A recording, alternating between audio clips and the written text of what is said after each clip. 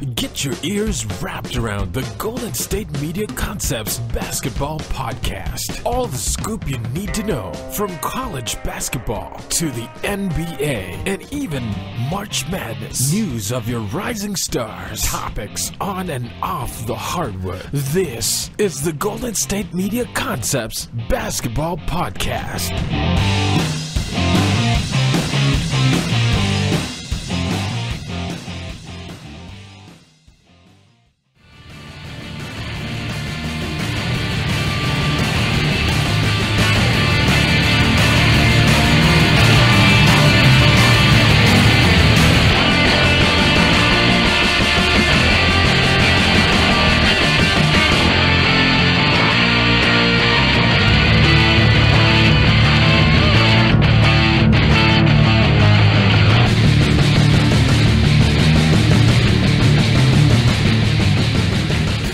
Welcome to the GSMC Basketball Podcast with your host, Ryan Holloway, presented by the GSMC Podcast Network. Good morning. Happy Friday. Weekend is here. I mean, every day is a good day. You know, it's beautiful in California, as you guys always know. We have some great things happen this week. Incredible things. We got a ref that got ejected. We got somebody that's actually going to talk back to Joel Embiid, which something I've been waiting for a while. This person doesn't actually play in the NBA. I mean, they have a child that plays in the NBA, not a child. They have a seed that plays in the NBA. But I just needed someone to talk back to Joel Embiid. That's all I needed, because the bullying, him doing it all by himself, was getting a little awkward. We also have more ball news with LaVar pulling his son outside of UCLA, saying we don't need to do this. Then we got Steph Curry with a slight ankle tweak, and the Warriors got to get that thing figured out. So we got a lot going on. Also, I mean, the Lakers went and they beat the Sixers last night, and I don't know if things go exactly the same as they do if the Lakers didn't pull off this win. Leading up to the game, basically, Joel Embiid and LaVar Ball were going back and forth with each other on the Twitter machine.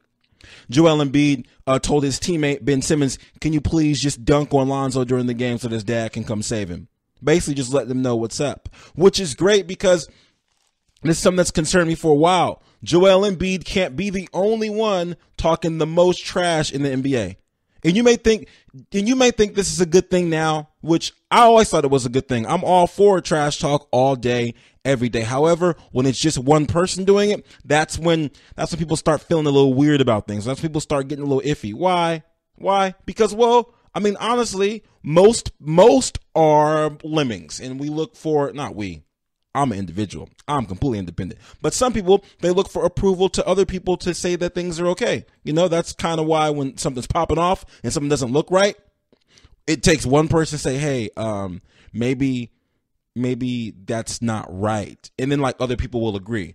But if it's just one person just speaking out all the time, you're like, whoa, well, that guy's a troublemaker. But we needed more people talking crazy like Joel Embiid, so it started to become the norm. We needed that. And I think LaVar Ball and Joel Embiid balance each other out great. They balance each other great. In fact, they asked LaVar Ball how he felt about Joel Embiid in his game, and he basically was like, he basically said the best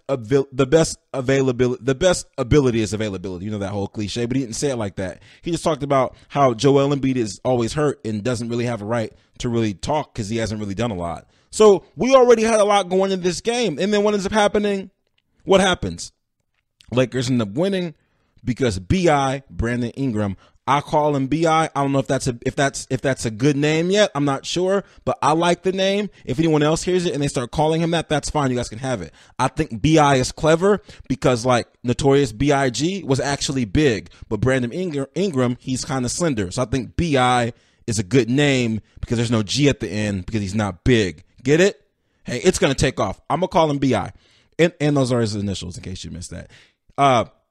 He had a go-ahead three for them to win the game. So Lakers went to the Sixers and basically showed them what's up, which was a great bounce back because the last time these two played, Joel Embiid went to LA and dropped 46 on those boys like it was nothing. Like he dropped 46 on them, had, I want to say, 13 blocks and 10 assists. No, not 13 blocks. I'm so sorry. 13 rebounds, 10 assists, and 3 blocks. So he went in there and let him have it. So the Lakers needed this. The Lakers needed to go out there and let them know what was up. They had to, because you can't let Joel Embiid just stomp all over you. After the game, LaVar Ball and Joel Embiid, they met each other in the hallway and kind of gave each other, like, a hug and embraced each other, showed each other love, because it's all fun and games. Like, that's basically what they did. LaVar Ball told Joel Embiid, yo, don't ever worry about what's outside the court. You're doing a good job. I appreciate you. Just basically showing love, because that's what needs to happen between two people that talk a lot of trash and have a lot of confidence. It's all fun and games. They're not really going to square up, but I'm happy that someone else is willing to talk. It would have made us feel a little bit better if Lonzo was the one doing that, but that's just not where we're at with him right now. That's not his thing. It's not what he's going to do. He's not going to be the one to talk trash. He's still trying to find the game. When he does find the game, maybe things will get a little bit better. Until then, we're just going to deal with the Lonzo who Lonzo is. In the game last night, Lonzo had 10 points, so he was existing. He did what he needed to do by basically participating in the game. I feel like it's really good that they won, because if they didn't win this game and say Joel Embiid dropped, I don't know, 40 on them again and they lost, and like LaVar was letting Joel Embiid have it all over the Twitter, it'd be a bad look. Instead, the Lakers won. Lonzo had 10 points, 8 rebounds, and 8 assists. So he constantly has these flirting with the triple-double games or these triple-double games. But I feel like for us to say flirting with a triple-double or a triple-double game is just a way for us to basically just give him a stat, because he went 5 for 11 from the field, so he shot 50%. The problem I think that's going on is obviously the shooting, but people said he was able to shoot in college, but that 3-point line from college to NBA, it's a big deal. Now, if you're a splash artist in college, you usually have no problem in the NBA. I mean, you look at that with guys going all the way. I mean, guys are still splash artists right now. JJ Redick and Steph Curry are incredible examples of those type of people. I mean, Kevin Durant, but when they were pulling in college, they weren't even always pulling from the regular three. They were always a couple steps back, so it wasn't a big deal. But I think when you can barely shoot in college, and then you make that transition to the league, and it's a big step. I don't know how many of you guys have ever shot on an NBA 3-point line, but it's ridiculous. Like it takes more. It takes an outstanding level of difficulty. And I used to play basketball at a 24-hour fitness in the Bay Area that has an NBA 3-point line, and that's where the threes are at during the game. And it's crazy. If you lack upper body strength, you're not going to make one, because it's far. It's a real life jump shot. You have to jump and propel the ball, and after all that's got to go in. So it's already hard enough to shoot a basketball. People can't make free throws, let alone using your whole body to shoot the ball from the NBA 3. It's no joke. So that's probably the transitional issue that I think he's going through. LaVar did an interview and said that they need to be tougher on him and stop taking him in and out of the game, because he's getting dry and he can't focus on what's going on, because it's basically making him like lose. He's losing his momentum during the game. So he said that what they should do basically is put him in, like when the game is down, and say, hey, Lonzo, get us these buckets, like make this work. He said that's what Luke Walton should do. He said Luke Walton's not doing a good job. He said the Lakers organization as a staff, record label, and the crew aren't doing a good job. When he was asked if Magic was doing a good job, he said, quote, Magic is always doing a good job. So, I mean, LaVar knows his role. Smart man. He's not gonna diss the godfather of the Lakers, which is Magic Johnson. However, I don't really know how you do that. He said they need to be harder on him, which means telling him like, yo, go get these buckets, when in reality the Lakers, they have some bucket getters on the squad. I mean, Kyle Kuzma and BI, Brandon Ingram, they can get you some points. Lopez can get you some points. Randall can get you some boards. They're okay. I don't really think they're in a situation to say we need Lonzo to figure this out. And he's a long-term project anyway. Yeah, Magic Johnson said, I want to have his jersey in the rafters. Yeah, that's what I want to do. I just think that's just a psychological game by Magic Johnson. You want to know how it is? I'm going to tell you how the psychological game by Magic Johnson. This is what I think. I feel like Magic Johnson knew that he had to tell Lonzo that so that Lonzo would feel some type of pressure, because Lonzo honestly is a really cool cat. Like, if you listen to him talk, if you watch him play, people say he looks disinterested, but he's just a really cool cat. And some people are like that. I mean, I'm going to give you a solid example, and you may not like this example, but Jay Cutler. People get on Jay Cutler for looking disinterested and not engaged and unhappy. No, he's just a cool cat. I know people like that. They do their job, but they're just cool. They're just really cool. And I feel like Magic told him that because he felt like the kid needed that added pressure, even though that pressure isn't necessarily working to the way Magic thought it would, but it's working somehow internally within Lonzo, because all those other guys on the team are playing to a Lakers standard because they're on the Lakers and they're excited about playing on the Lakers. But Lonzo has lived in LA all his life. Lonzo has seen Laker games. Lonzo's been to Laker games. Lonzo was a UCLA Bruin. Lonzo was a Chino Hills All-Star. Lonzo's all of that. So being a Laker isn't really a big deal to him. Want to know why? Because his dad has been telling him since he was 3 years old that he was going to be a Laker. And, manifest destiny. Whatever you believe, you can create. All of our actions are belief driven. So, all that. Manifest destiny. Look it up. I'm all into that positive energy type of stuff. But since being on the Lakers isn't a big deal to him, the added bonus was, hey, you're going to have your name in the rafters. And I think when he said that to him, it's like, oh, really? I'm a rafters guy? That's how you feel?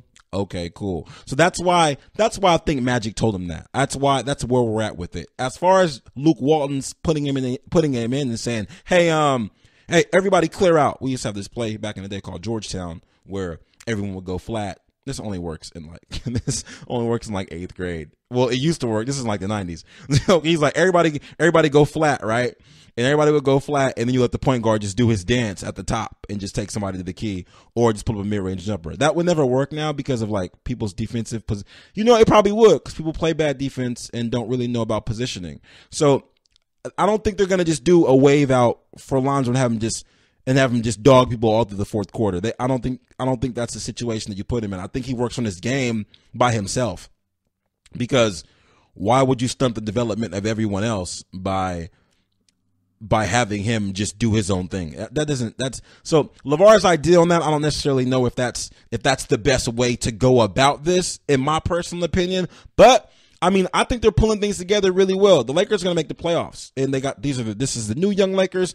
I'm happy about them. I'm not even a Laker fan. I'm kind of excited for them to be good again, just because the Clippers are going to be non-impressive and the Kings are non-impressive, and since the Warriors are like running California, it'd be nice to have like another team that people wanted to come see. So the Lakers got a win last night.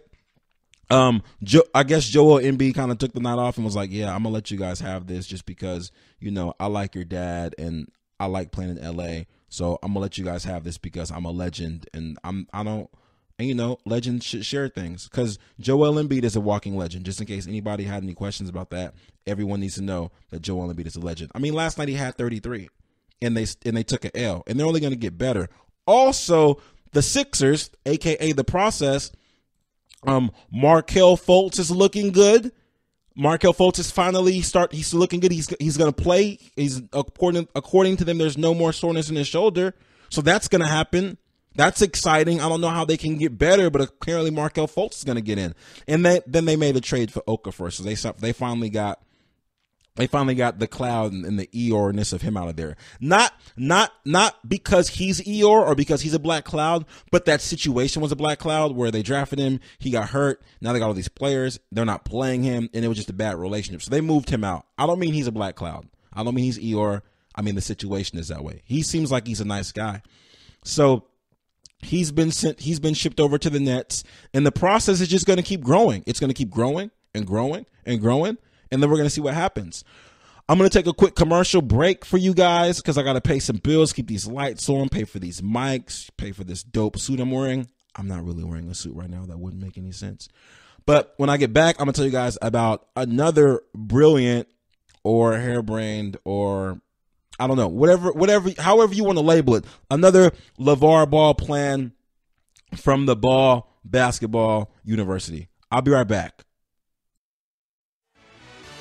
Are you looking for the very best NFL and college football podcast? Then check out the GSMC Football Podcast. Get the latest football news both on and off the field. From the NFL Draft to trades to the rumor mill to the NFL Combines, they got you covered. That's GSMCpodcast.com/football-podcast. Get updates on college rivalries, game day insights, and much, much more. It's football talk the way you want it. This show eats, sleeps, and breathes football. Don't forget to like them on Facebook and follow them on Twitter. Visit GSMCpodcast.com for more info.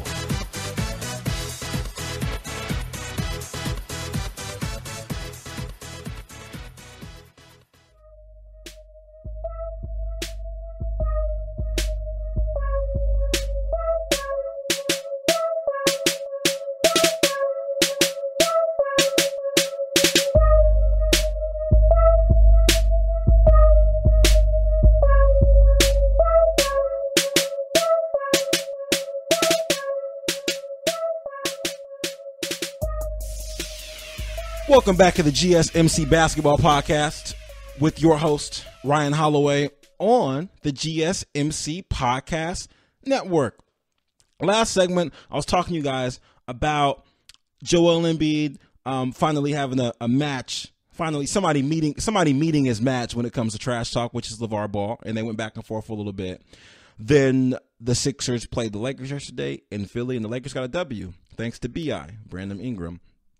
So that worked out. You know, maybe LaVar Ball got in Joel Embiid's head a little bit, and Joel Embiid only scored 33 points only. So there was that. Then something else had happened. So we were all under the impression, possibly, maybe not all of us, but when the UCLA thing happened in China, you know, with Lonzo's younger brother, not younger, but not youngest, younger. Yeah, younger. His younger brother, Liangelo Ball, who they call Jello, got caught stealing in China or whatnot, stole some sunglasses and stuff, because everyone that goes because whenever you travel internationally with your Ivy League school on your sports scholarship, you should steal sunglasses. It happens, right? That's just what you do, I guess. So basically, he got back, and him and two other kids were suspended indefinitely.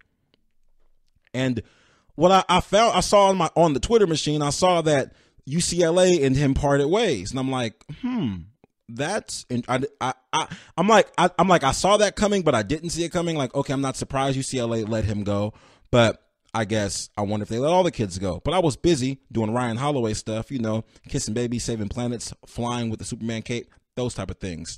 And I didn't have time to read more into the story, but I did read more into it to find out more about it so I could report it to you guys in an accurate manner, or as accurate as possible from my point of view. Turns out LaVar pulled him out of UCLA because he feels like he doesn't need to be there. Now, he was only going to be there for a year. Like, blatantly, they've been talking about the one and done. He didn't plan on staying there that long. And from what we know, we haven't really seen him play we haven't really get to see him play basketball. Like, we know that he averaged 35 in high school on a team where he's given the ball like the whole game. So we know that, but what we don't know is how good he actually is. I can't even tell you guys that I saw Alonzo play before he went to UCLA. I mean, I heard Alonzo, I guess, when he got to UCLA, maybe a couple games in. That's when the hype developed, but no one's really seen Liangelo play. And LaVar Ball has said it a couple times that he said that only 2 of his kids are going to go to the NBA. I don't really necessarily know. Like, he said that during one time, and I think it slipped. He didn't mean to say that, because now he feels like they're all going to play for the Lakers. But before, he was saying only 2 of them are probably going to go to the league. So he takes him out of UCLA, and now they feel like they're going to have him go play overseas somewhere, where hopefully he's learned international lessons now. Like, he doesn't the China joke is old. I've heard people say, can he go play in China? Like, I'm sure he could. I mean, I'm sure he's learned his lesson. So I'm wondering about this, because I don't have a problem with it. I just want to know what the plan is, because they pulled him out of UCLA, and if he's suspended indefinitely, can't travel with the team, can't work out with the team, he's not really playing basketball. Which, I said this a while ago when they suspended these kids indefinitely so they can't travel with the team, they can't practice with the team, they can't work out with the team. I said that's not really a punishment because, like, if you're still a scholarship athlete, you're not gonna put them around that.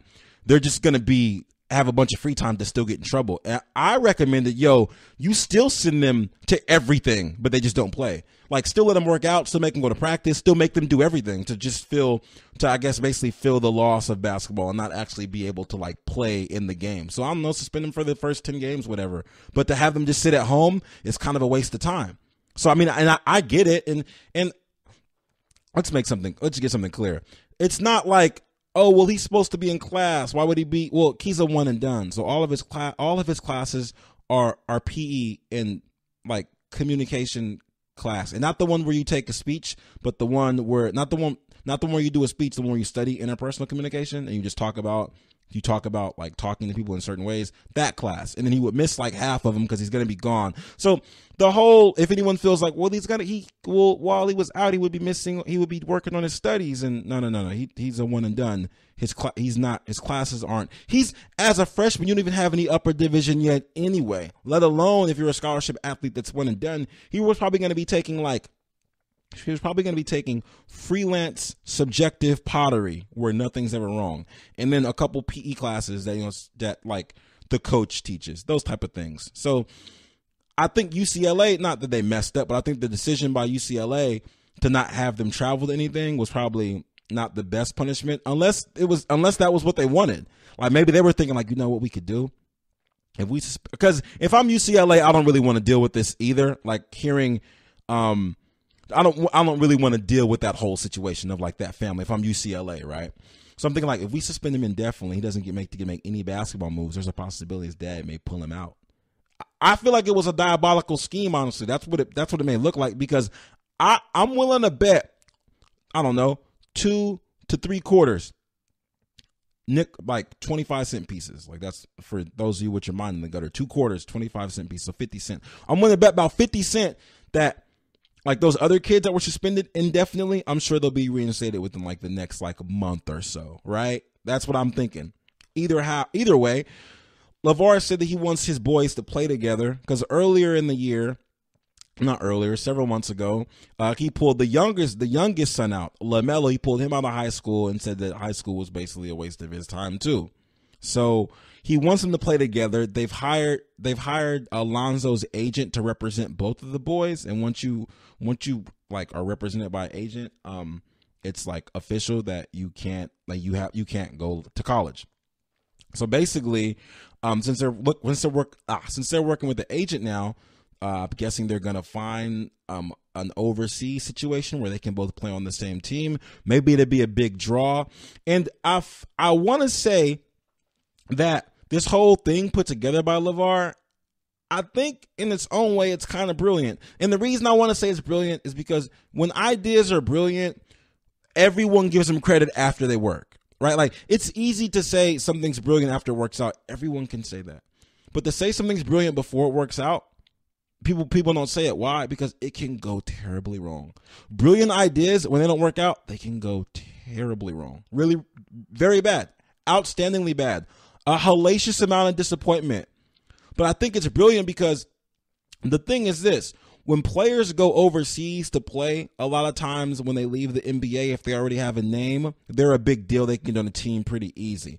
When you're a high school recruit going overseas, sometimes it can be hard. Sometimes it's not hard. Like, some of these guys, they go play their 1 year over there, and they come back in the NBA draft like it's nothing. Some guys go over there and end up there a little bit longer. Some guys go to the NBA, can't hang in the NBA, and then go overseas.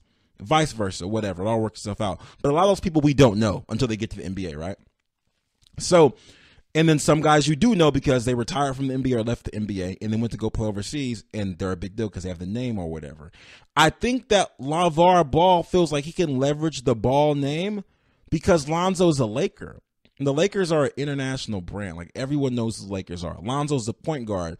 So if you can sell it as future Laker stars playing for our team, they're the brother of this Laker over here, who's not going to go see that? Like, the NBA is so popular. NBA is so popular. Who's not going to go watch that? Who's not going to, like, we get we get excited about celebrities' little brothers and sisters, right? In this country. Can you imagine a Laker player's little brother like playing over there who has NBA potential? The people are going to go watch and they're going to sell tickets. So I'm going to say it's brilliant, and it might actually start something new. Why, you may ask? Well, because if we think about it, if LaMelo can go over there and play a year with grown-ups, being, how old is he? 17? If he can go play with grown-ups right now and get better and then come to the league rather than like scoring 50 on kids that aren't really guarding him, then he's going to be better.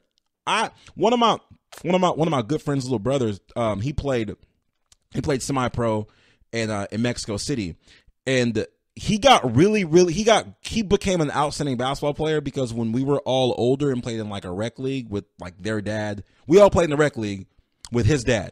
His dad was like 40 or whatever. Everyone else in the league was 40. This kid was like 12 and he played on our team. So he's got grown men bumping him, pushing him, shoving him. And he, like, I didn't see him for a while. Years later, I saw him. He was great. He was an outstanding player. He may have played longer, but knee problems. Basketball players, knee things, happens. But he became great. I feel like LaMelo and probably Liangelo playing overseas is gonna make them better. I mean, honestly, it sounds like it's gonna work. It might be the new path for everyone instead of going to college and pretending you're going to school only to leave to go to the league. It's a waste of a scholarship, right? If you got a kid somewhere else that can benefit from like a 4-year scholarship, who would like to actually be in school for like, I don't know, 3 years and develop their game and get a free education, like why waste it on someone that only wants to be there for 7 months? Not to knock someone that wants to be there for 7 months, because if the money's calling, why would you want to like waste your precious gift in school for several years not getting paid if you can like get an NBA contract, So I feel like they're on the right path, and I'm going to say LaVar Ball knows what he's doing, because really, like we got to admit this. If both of his sons end up playing on the same team in a foreign league, the ESPN's going to have a highlight. Why wouldn't they? Like, why? Because we always know what's happening with this family. We always know what's going on. So why wouldn't ESPN have a highlight of them playing? There's highlights. There was highlights of LaMelo in high school. There was highlights of Lonzo in high school. They had highlights. The ESPN was playing Lakers preseason games. We were watching watching NBA preseason games. Now, for football, you watch preseason. Why? Because like people live and die for football. Like there's only so many football games. There's 16 of them. So any game you can get, it's like football fans get that scratch. I still am a Niner fan, but I'm kind of taking a break from them just because, let me not get started. But yeah, you get that itch as a football fan. You get that little itch, and there's only so many of them. But NBA preseason games, 75%, maybe 80% of those players aren't even going to be in the league. But they were broadcasting those games, and that's Lonzo before he's ever even played a game. So you're telling me Liangelo and LaMelo are both going to have their own shoe, their own brand. Their brother plays for the Lakers. They're going to play on the same team internationally, and ESPN isn't going to play one of those games on?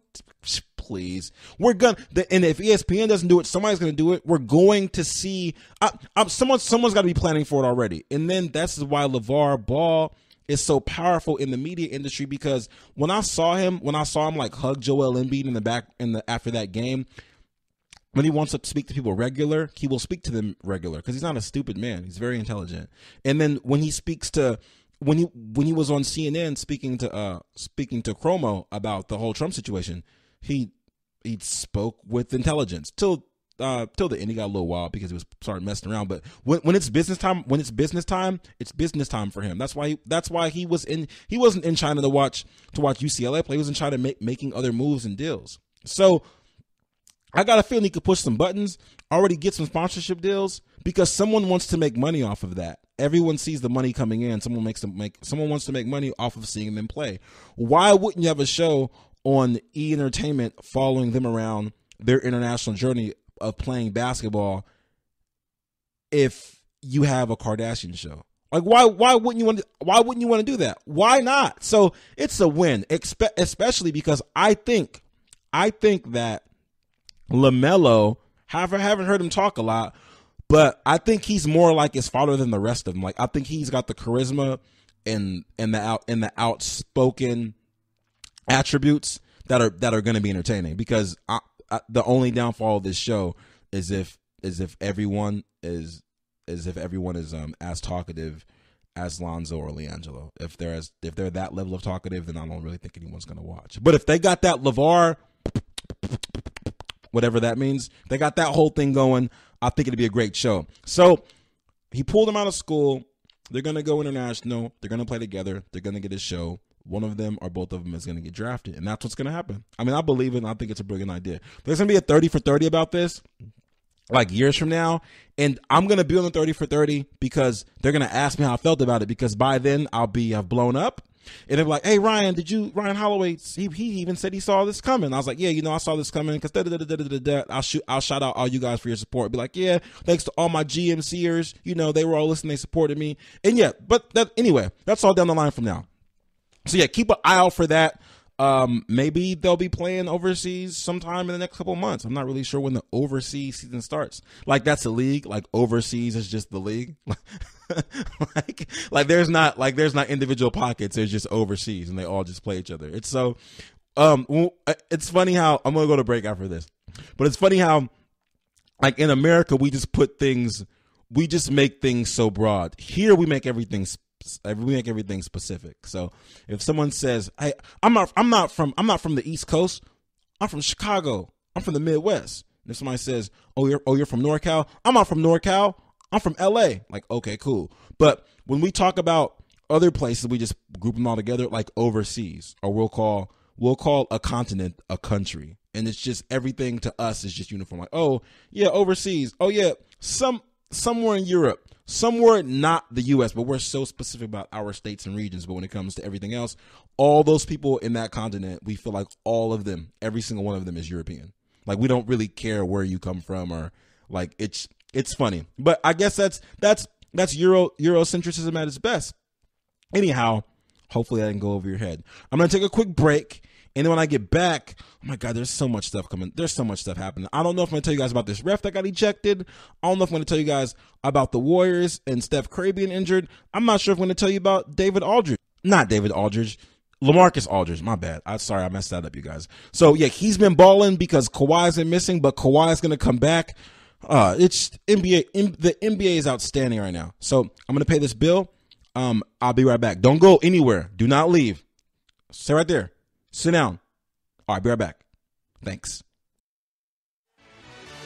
Check out the show that's built on the MMA. From the UFC to extreme cage fighting, they got the fights covered. Check out the GSMC MMA podcast. Get the latest news on past or upcoming fights. Join us as we talk to and about some of the biggest names in the MMA, past, present, and future. When it's the fight game, there's just one show to check out. GSMCpodcast.com/MMA-podcast. Don't forget to like them on Facebook and follow them on Twitter. Visit GSMCpodcast.com for more info.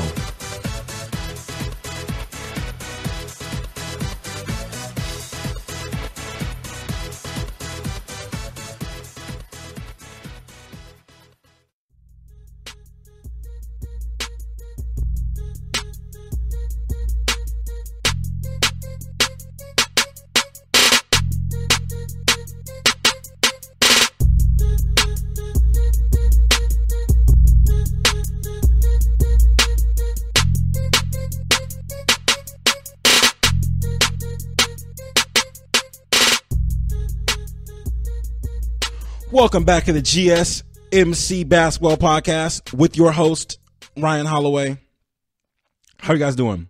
Because it's Friday, I'm doing great. I'm great every day because every day is an incredible day. Only good days are great days, right? Right. So I just got done telling you guys about how LaVar Ball's going to send both his kids overseas, because overseas is one place, and that's what us Americans call, like, overseas for basketball. Play basketball overseas, like, that's the league. He's gonna send them overseas. They're gonna play basketball. They're gonna become even more famous, and they're come back and play for the Lakers. And that's the prophecy, and that's just where we're at with that right now. With that, we have this. basically, since he's going to go and send them over there, they're going to have a super team. Maybe people will get upset about it. Like, hey, we can't have both these ball kids on this as one team like they did with the Warriors. Remember when the Warriors got Kevin Durant, everyone got really upset. How can you do this? How can you have more than one good player? It's unfair. But the other day, Steph Curry got hurt. So Steph Curry's usually actually, how do I say this? He's really good at avoiding ankle injuries. If you ever see someone about to follow him or him about to fall, he kind of releases himself like kind of fast, like he jumps away, like he can like remove his foot from the situation pretty fast. He's become really good at that.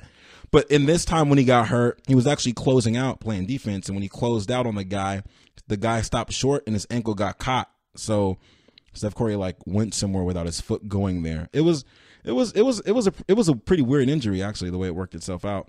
So yeah, it was like, you know how when someone makes a jump shot and they do that Bruce Bowen thing where they go under them and then someone accidentally lands on the person's foot.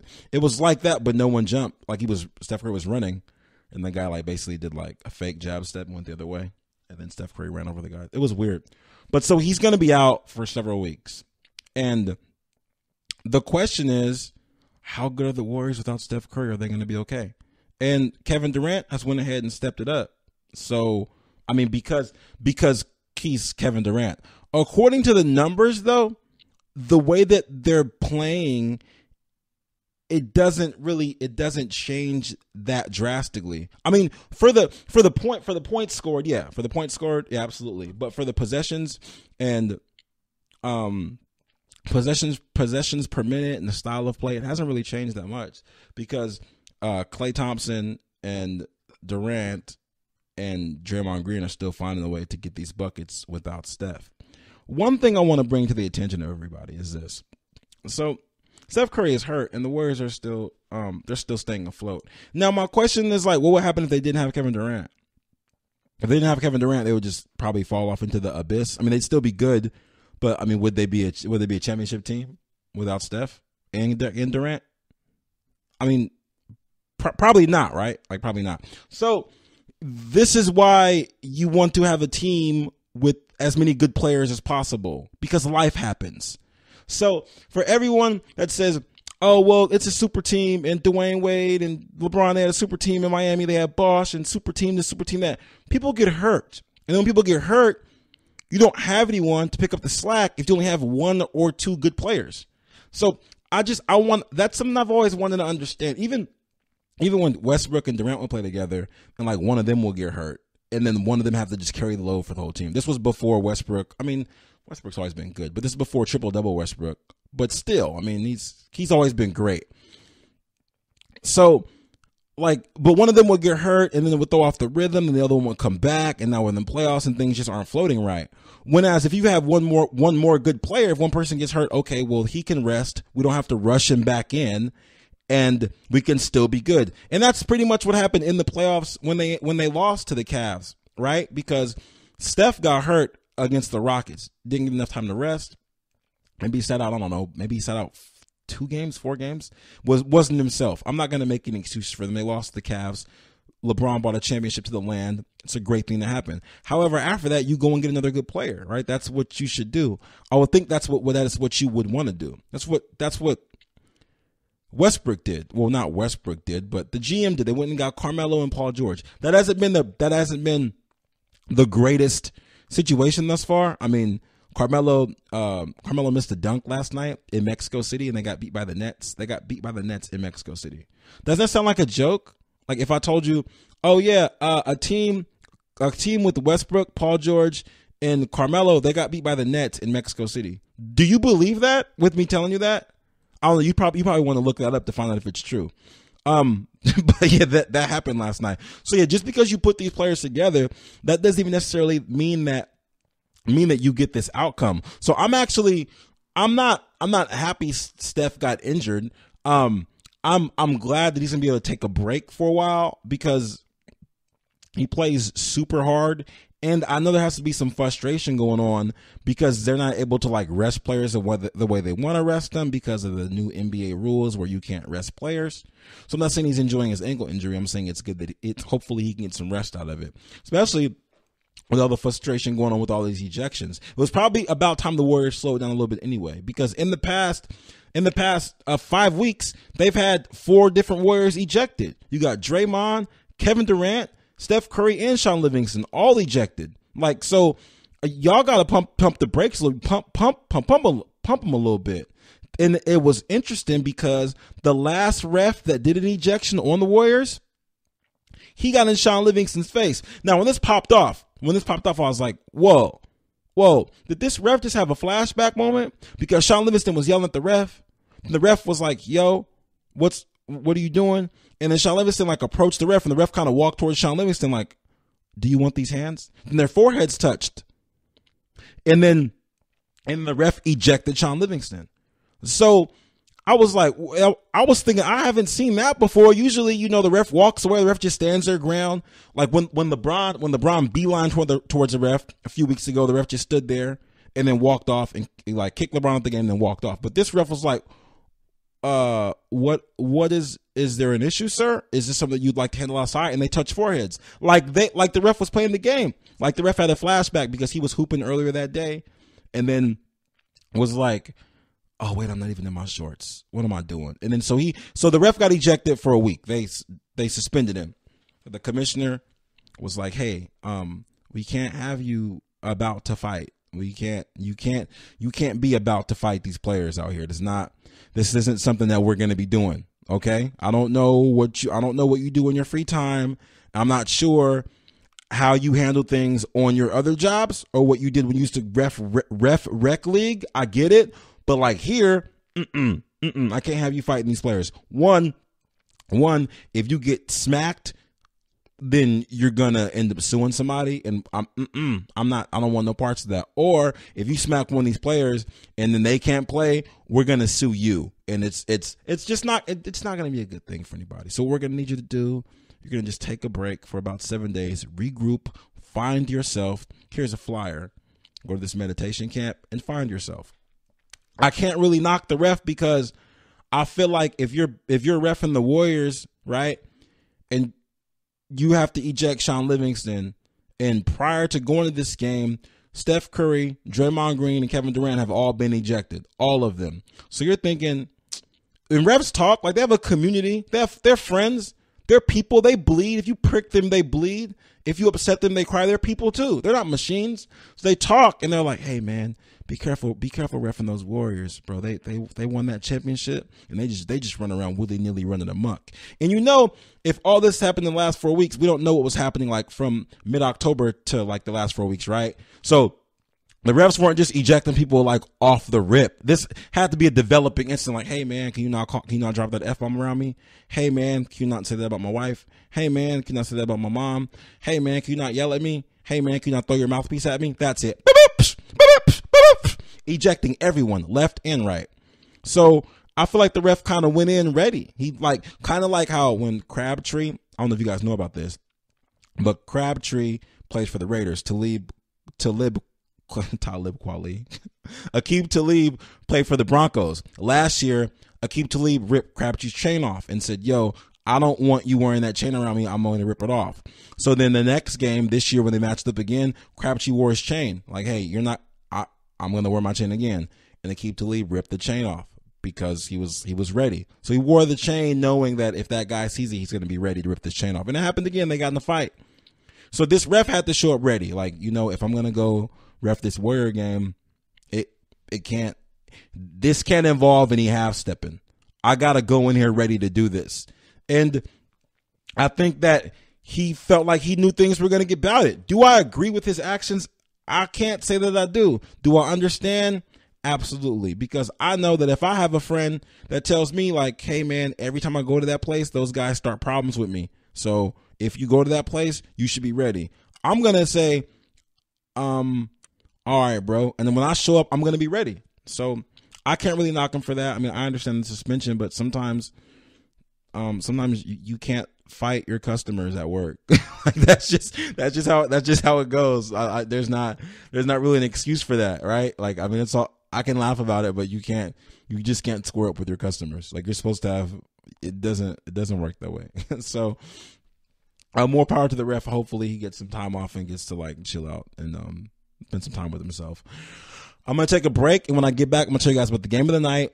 I'm going to tell you about the new international NBA. I'm going to give you a pick of the night, and I'm also going to tell you what you're missing in the NBA. So don't go anywhere unless you're driving in your car right now, because if you're driving, you have to be going somewhere because that's the point of you being in your car. Unless you're in traffic and you're just sitting there where you're still going somewhere, but you're just not moving.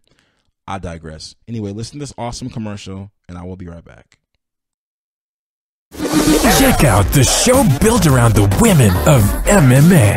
From the UFC to the extreme cage fighting, we got the fights covered. Listen. It's the Golden State Media Concepts Women's MMA Podcast. The latest news of upcoming fights, discussions of previous matches. Join us as we talk to and about the biggest names in women's mixed martial arts, past, present, and future. When it's the women's fight game, you know where to listen to. The Golden State Media Concepts Women's MMA Podcast.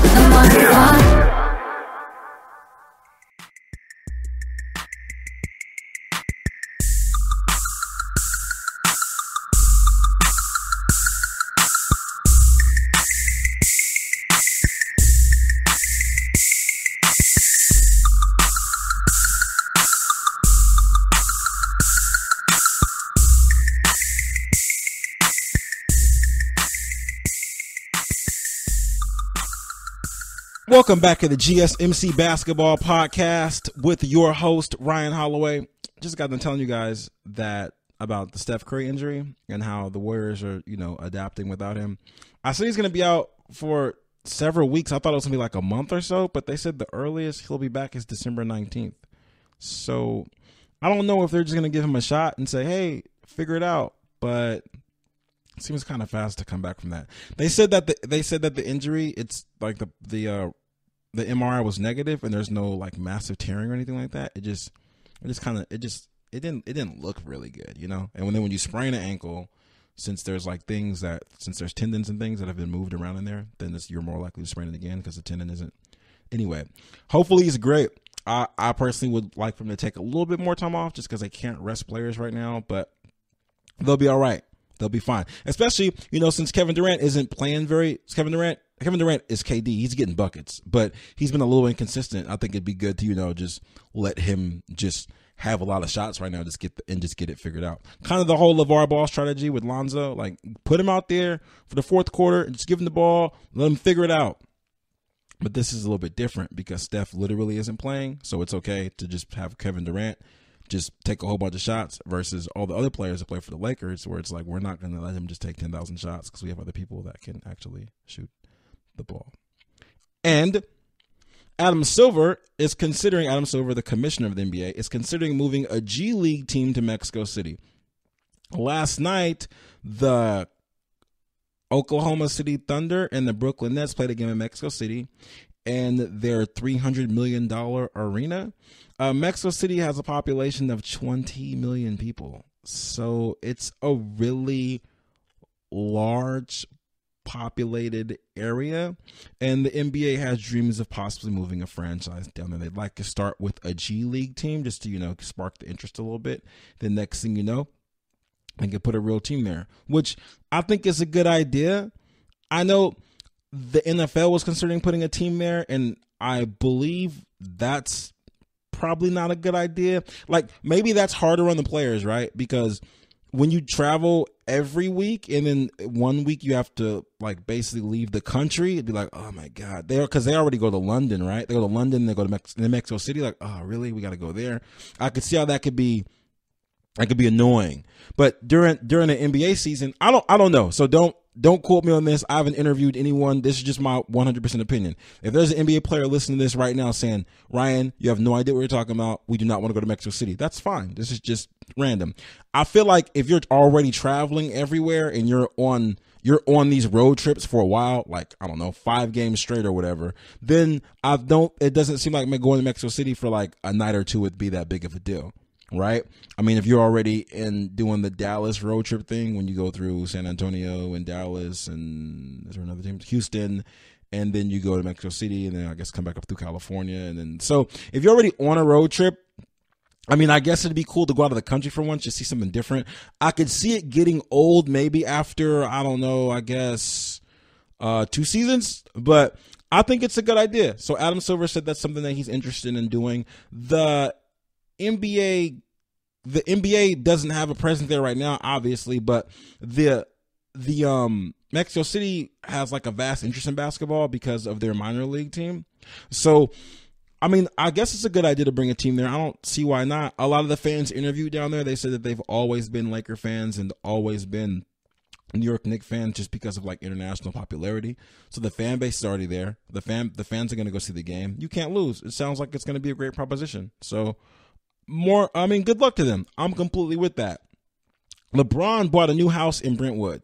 He had another house in Brentwood, and during the finals, somebody wrote the N-word on it, which it kind of blows my mind because LeBron's new house is $23 million, and his last one was $13 million. If I pay $13 million for a house, I don't feel like anything should ever happen to it. Like, I don't think there should be clouds in my neighborhood. There shouldn't be Girl Scouts selling me cookies during like weird times when I don't want any cookies. There shouldn't be the people on the bikes riding around trying to slang me religion. There shouldn't be any of that if I pay that much for a house. But someone wrote the N-word on LeBron's house, so then he bought another house. And like, that's what I'm talking about. That's what I'm talking about. Now, I don't know if this means LeBron is going to go to LA or maybe he just wants to play for the Lakers, but I don't see why he'd want to like be a Laker just to say he was a Laker. He's already put the Heat and the Cavs on the map. I don't know why he would do that. But he bought another house in LA. And to me, this is the boss move. Sometimes when someone affects your property, you got to fix it, or you have to like paint it, or you got to clean it, or whatever. You got to get it reupholstered, whatever. Someone disrespect if you drive an Uber around, someone throws up in your Uber, what do you got to do? What do you have to do? You got to charge them a fee, and you got to go have it cleaned, right? I don't know, I don't drive Uber, but that's what my Uber friends tell me. So that's what you got to do. But LeBron was like, you know what? I'm going to buy another house for $23 million, and that's just what I'm going to do. Now what? So that's how I aspire to fix my problems, with a large chunk of money that isn't really a large chunk of money to me because I have $1 billion, but it's a large chunk of money to whoever decided they were going to write the N-word on my house. You know what? I'm not going to live there anymore. I'm going to move somewhere else. So more power to LeBron. I'm all with it. Friday Night Lights for you guys. I have a game of the night for you, and I have a pick of the night for you. Are you ready? Do you have your pen? Do you have your pencil? Why would you have a pen in the pencil? Like, you can't even write on anything if that's all you have. So if you answered yes to that, then you were lying, and I don't appreciate it, but I forgive you. But get a pen and a paper, or pretend it's 2017 and just put this in your phone, or send yourself a text message. That's what I like to do. This is the game that you should take tonight. I believe that tonight you guys should take Golden State -5 against Detroit. It's in Detroit, but don't worry, everything's gonna be fine. They're probably gonna smack them by 10 points. I'm pretty positive about that. Almost 100%. The game of the night I want you guys to watch, though, is going to be Indiana versus Cleveland, because Indiana is playing really good, and they're a sleeper. They're a sleeper team right now. They got rid of Paul George, so people aren't really that excited about them, except for people in Indiana who know that they're an actual team.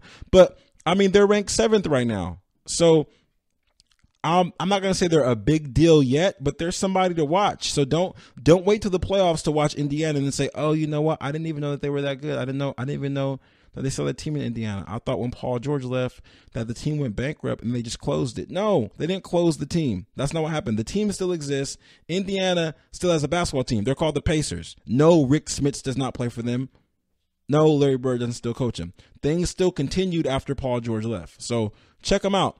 So check out tonight. I need you guys to watch Cleveland and the Pacers, and also bet on the Warriors -5. Also, something else to just look for. This is how bad we're spoiled. This is how spoiled we are. Something else to look for. LeBron tonight. We've been taking LeBron for granted. He has an incredible 3-point percentage. He's averaging 30 points per game. Please watch him play tonight. Please watch him play, because if you haven't been watching LeBron play, you're missing out this season. I think they even asked LeBron if he wanted to be in the 3-point contest, and he was like, "No, I'd rather be at home with my family." So he doesn't want to go do the 3-point contest because he's already gonna have to do the All-Star game in kiss babies and shake hands the whole weekend already. So he doesn't want to be in a 3-point contest. Doesn't want any parts of it. So that's how good he's been shooting from behind the arc. So check out LeBron tonight. Check out the Pacers tonight. Bet on the Warriors over the Detroit Pistons. And if you do bet on the Warriors over the Detroit Pistons, I wish you luck. Don't bet your mortgage because that can't be replaced. And if you get evicted or if you get your house repossessed or foreclosed upon, then there's nothing that we can do for you here. But I'll send you a peanut butter and jelly sandwich. I'll pat you on the back. With that, I thank you guys for listening. You could be anywhere in the world right now, but you're here with me, and I appreciate that. So have a good weekend. Watch out for potholes. Live long and prosper. You've been listening to the Golden State Media Concepts Basketball Podcast, part of the Golden State Media Concepts Podcast Network. You can find this show and others like it at www.gsmcpodcast.com. Download our podcast on iTunes, Stitcher, SoundCloud, and Google Play. Just type in GSMC to find all the shows from the Golden State Media Concepts Podcast Network, from movies to music, from sports to entertainment, and even weird news. You can also follow us on Twitter and on Facebook. Thank you, and we hope you have enjoyed today's program.